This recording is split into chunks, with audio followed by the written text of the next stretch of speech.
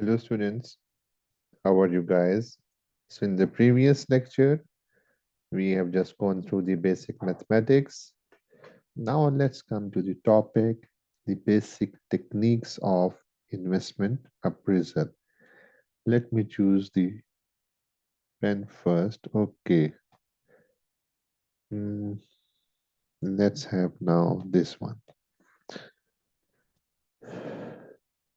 Techniques. What are the techniques of investment appraisal? Hmm,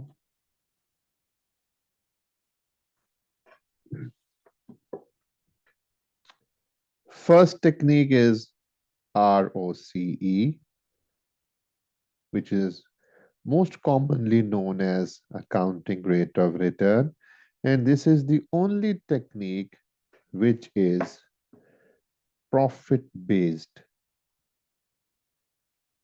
Then in the second number we have payback period.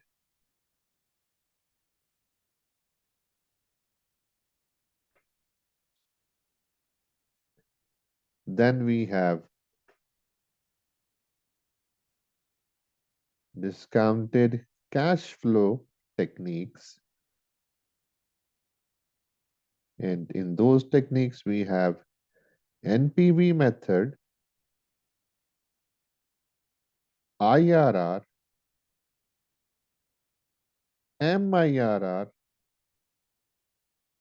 and discounted payback period,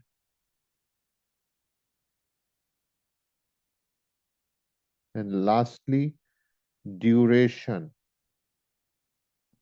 And for these all techniques, we will follow the relevant cash flows.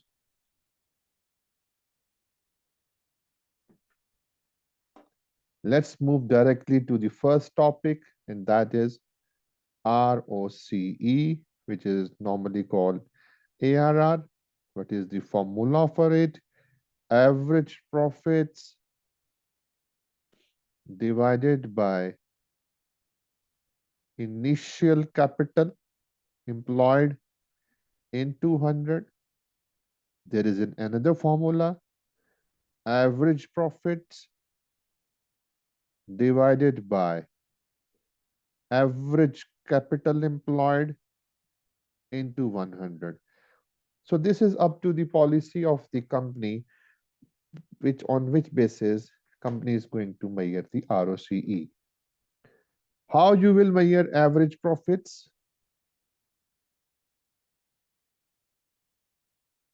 Average profits, let's say we have 3 years, P1, P2, P3, take the average. Then how you will measure the average investment? Opening investment, and at the end of the project you will have the residual value or scrap value. Take the average. Okay, so this is the basics. Always remember that always use operating profits. Operating profits are profits before interest and tax.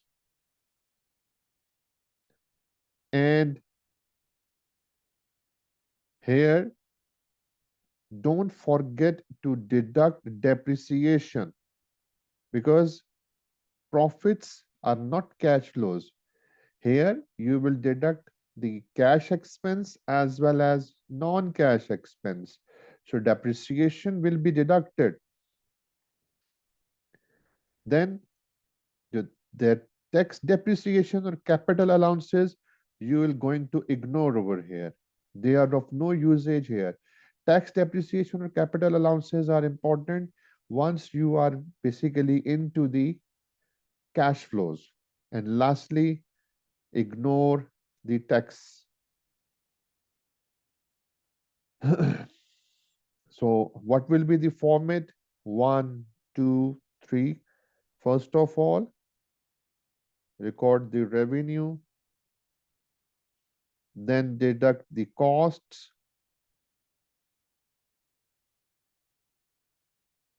and finally deduct the depreciation.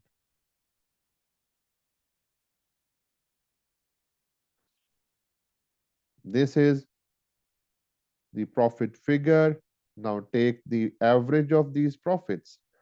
Let's have the example. Let's say you have initial investment 1000. Its life is 4 years and its residual value of the life would be 200. You are given with the cash flows 1, 2, 3, 4. Let's assume 500, 600, 800, 700. You have to calculate ARR using initial investment as well as average investment. But first of all, your task would be take the average profits. So first year you have a cash flow of 500. Remember, this is not a profit, this is cash flow. 800, 700. Now this is cash flow. Deduct the depreciation. Initial investment 1000 minus 200 residual value divided by 4. Deduct 200.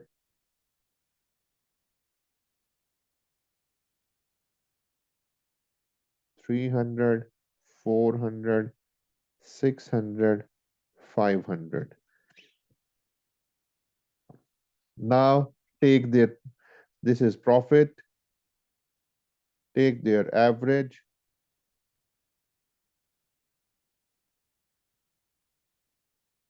300, 400, 600 plus 500 divided by 4.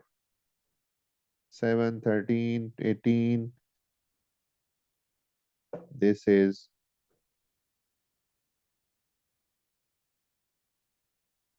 450. Now take the average investment. Opening investment is 1000, closing is 200. Take the average, this is 600. Now if you measure ARR on the basis of initial investment, it would be average profits divided by 1000 into 100, it is 45%. Now the question is, which project is acceptable for us? Always remember that ARR must be greater than the targeted return. You will set the target that at least if a project earns this much target, then you're going to accept the project. And similarly, if ARR is measured on the basis of average investment,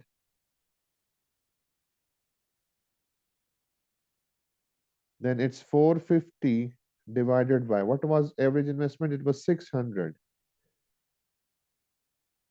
It was 75%. Again, measure it with the targeted return. Okay, so this is the basic technique you will follow. Now let's move towards the most important topic, and that is the preparation of cash flows. I'm talking about relevant cash flows here. What are the relevant cash flows in a project? Let's start with the initial investment. Relevant cash flows are the cash flows which are necessary or which incur due to the project. Without project, no cash flows there. Yes, relevant. Scrap value, yes, relevant, because if no project, there will be no scrap value. Selling prices, yes. Selling prices affects the revenue, so revenue is relevant. Then we have variable costs. Yes, definitely relevant. Marketing cost, relevant. Repair and maintenance, again relevant. Depreciation is not a cash flow, irrelevant. So for cash flows, depreciation is irrelevant. Tax depreciation, yes, now tax depreciation is relevant. Incremental taxation, yes, relevant. Working capital investment, relevant.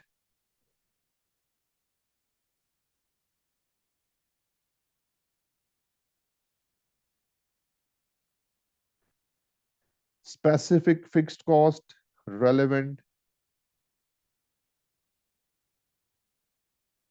which is incurred due to the project. General fixed cost, irrelevant. Apportioned fixed cost to service centers, irrelevant. Research cost, irrelevant. Initial feasibility cost,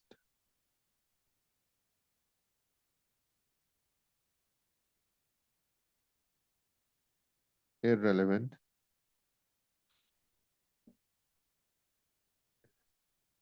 So now next step would be, first step is identification of cash flows. Next step would be just inflate the relevant cash flows. And how you inflate it? In the previous lecture, I told you the formula for compounding or future value, 1 plus r raised to the power amount n into amount. This is called inflated cash flows, also called money cash flows, also called nominal cash flows. We have two levels of inflation will be given. One is general inflation level, and the other one is specific inflation level. Specific inflation level will be applicable on specific cash flows. For example, it is mentioned that revenue is increased by 3%, then you will apply 3% only on revenue. But it does not mean that only revenue increase is given and remaining cash flows will not be inflated. No. For remaining cash flows, you will use general inflation level. So general inflation level will be used for the inflation of remaining cash flows. And then next point is, if you see the data of price variable cost is given to you in current price terms, it is given to you in current price terms, that is T0 terms, then inflation will start not from year 0, it is started from year 1. And if data is in already T1 terms, then inflation will start from T2. These are the basics you have already studied in your previous text of F9 paper. Then which cash flows will be inflated and which cash flows will not be inflated? Let's see now. Inflated cash flows.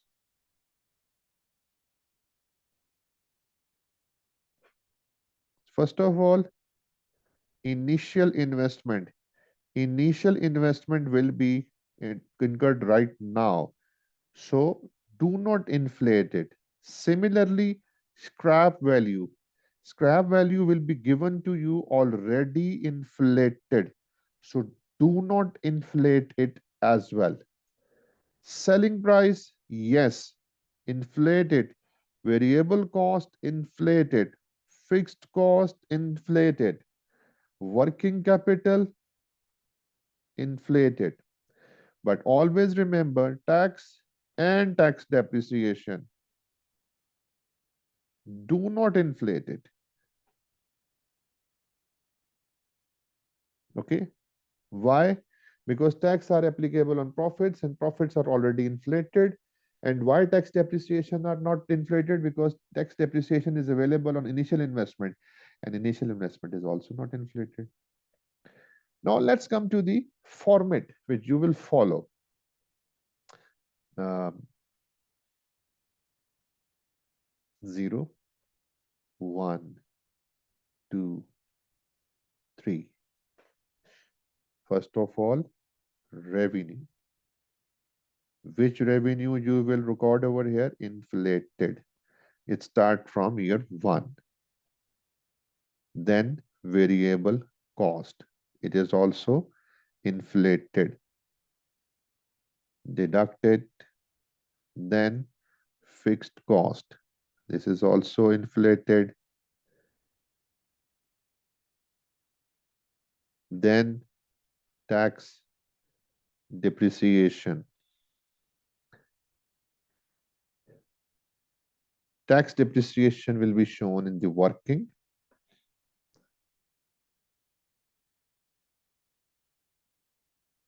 Tax depreciation is not a cash flow, but you are just deducting for the sake of calculating the tax. That's it.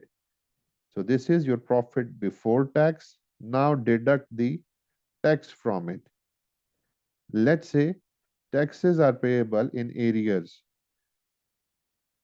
Means year 1 tax will be payable in year 2, 3 and year 4.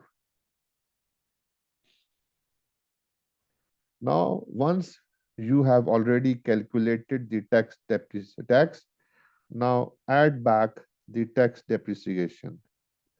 Purpose of tax depreciation is just for the calculation of tax.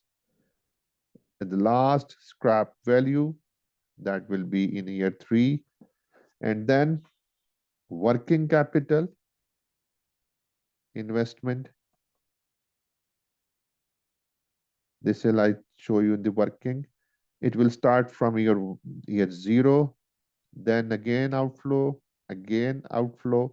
and in the last year all working capital investment will be recovered as an inflow. I'll explain it with example. Then, not the last but not the least, initial investment that is incurred in year 0. Now let's total this one. So this is the relevant cash flows.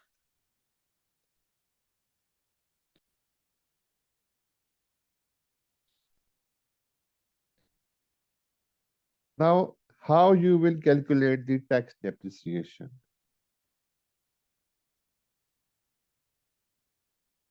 Tax depreciation.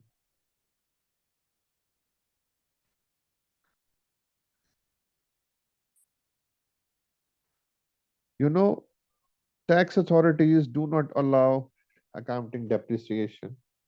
So for that purpose, they give you the tax depreciation. Very simple.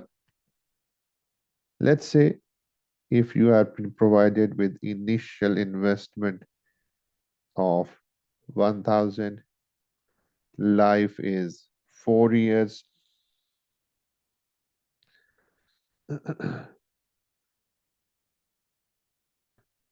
and you say the capital allowances are available at the rate of 25% basis on reducing balance method. Then how you will calculate it? Year 1, 2, 3, and 4. Year 1, 1,000 into 25%, it is 250. So this is the capital allowance. Next year, 1,000 minus 250 into 25%, 188. Next year, 1000 minus 250 minus 188 into 25%, it is 141. In the last year, you will calculate balancing allowance or charge. Okay. Balancing allowance or charge is basically the difference between net book value and scrap value. What is the net book value left behind?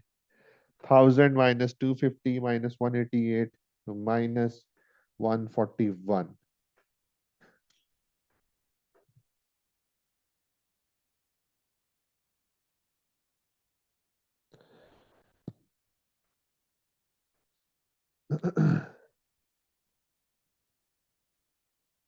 This is 420, and scrap value, let's assume that it is 200. So balancing allowance is 220. And the treatment, remember, balancing allowance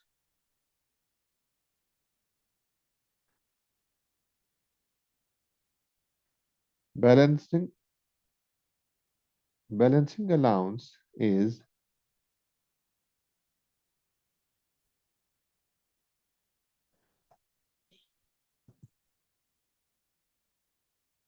balancing allowance is basically added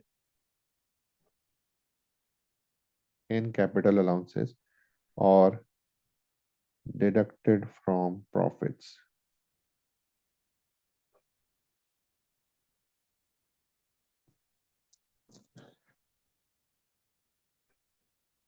While balancing charge is the gain, it is added in the profit.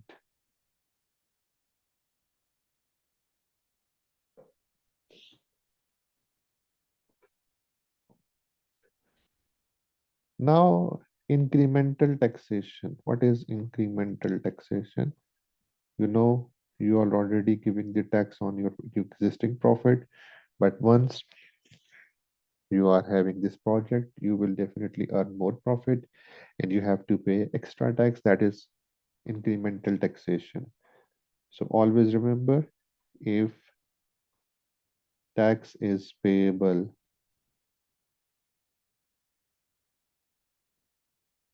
in same year, then T1 profits tax is recorded in T1. Next, if tax is payable in arrears, then on T1 profits, tax will be payable in T2.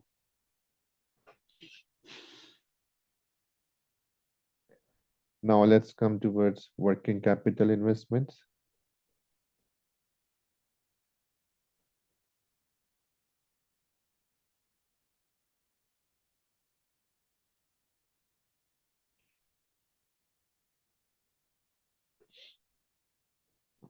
Working capital investments are necessary. You know, working capital is investment in current asset financed by current liabilities. We have different methods of incorporation of working capital. The first one is percentage of revenue is required in working capital each year. Maybe this will be given to you. Let's solve it with some example. If you have a demand of 100 units,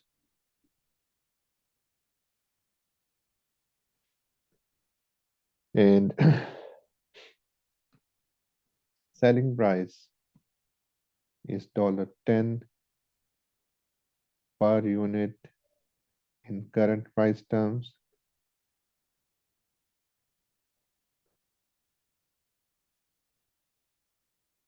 inflation level is selling price inflation level is 10%, and also said that 10% of revenue is required in working capital at the start of each year. Now, first of all, let us make the revenue.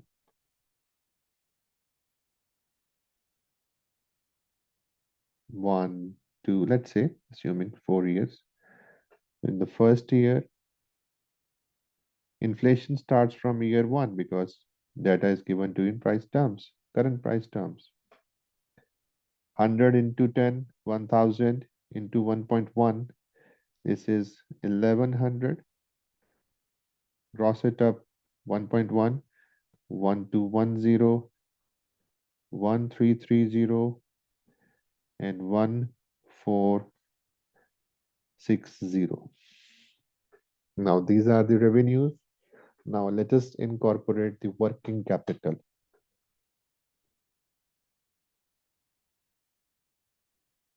Always remember, working capital is required at the start of each year. Start of each year means that you have to invest 10% of 1100 at year one start, but it will be recorded in year zero.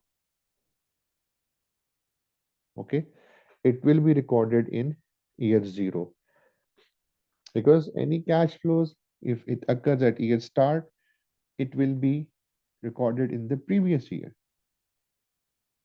And always remember, working capital investments will be made in the cumulative basis, but we will record it as an incremental working capital will be relevant.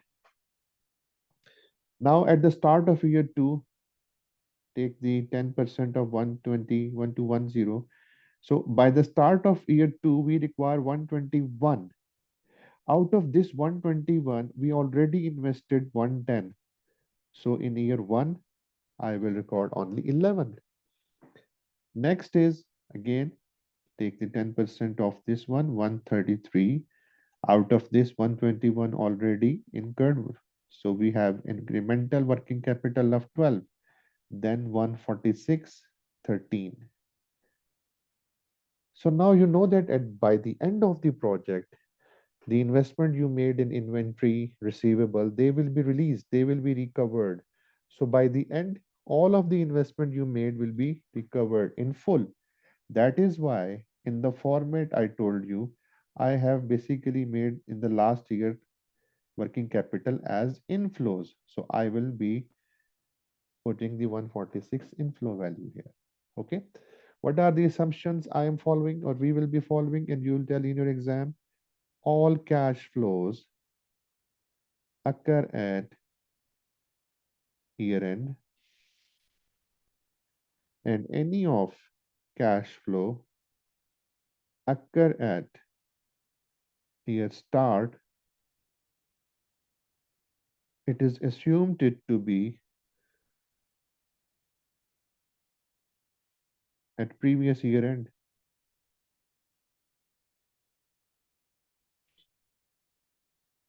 And always remember, only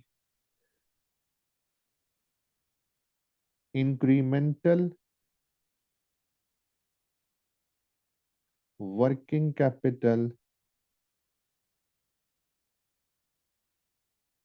is relevant.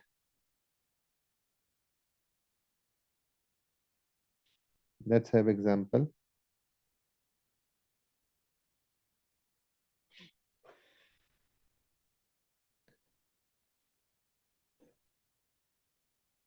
We have been provided with the revenue 1, 2, 3, 4, 5,000, 15,000. Already inflated cash flows are given 30,000 and 20,000. And given to you that 10% of revenue is required at the start of each year in working capital. So 0, 1, 2, 3, 4. 5,000, 10%. It is 500. So by the start of year 1, I require 500. But I will write it over here. It is 0. In the next year, it is 1,500. Out of this 1,500, I have invested already 500. So further 1,000 will be invested. Next year, 3,000.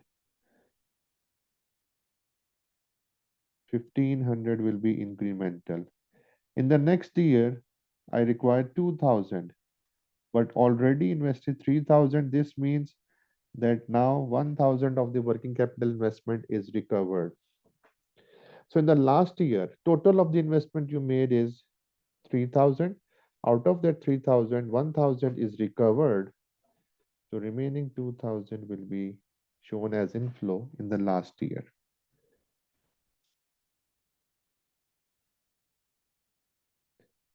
Second method of incorporation of working capital is on the basis of inflation. Let's say question given to you, $1,000 is required at start of the year, 1, and it will be increased by general inflation level of 10%. Now in year 0, because at the start of year 1 you require 1,000, but you will write it at year 0. 2. By the start of year 2, you require 1,100 because you have 1,000 into 10% inflation. Out of 1,100, you have already invested 1,000, so 100 outflow. In the third year, 1,210. So it is 110. Let's say third year is your last year, whole of the investment will be recovered. So this is how you will incorporate working capital investment. So in this lecture, we have completed how to make relevant cash flows. In the next lecture, we will be discussing in detail the techniques which I told you, payback period, NPV, IRR, MIRR, payback, discount paid payback, and duration. So in the next lecture, we will be covering those techniques. Until then, take care.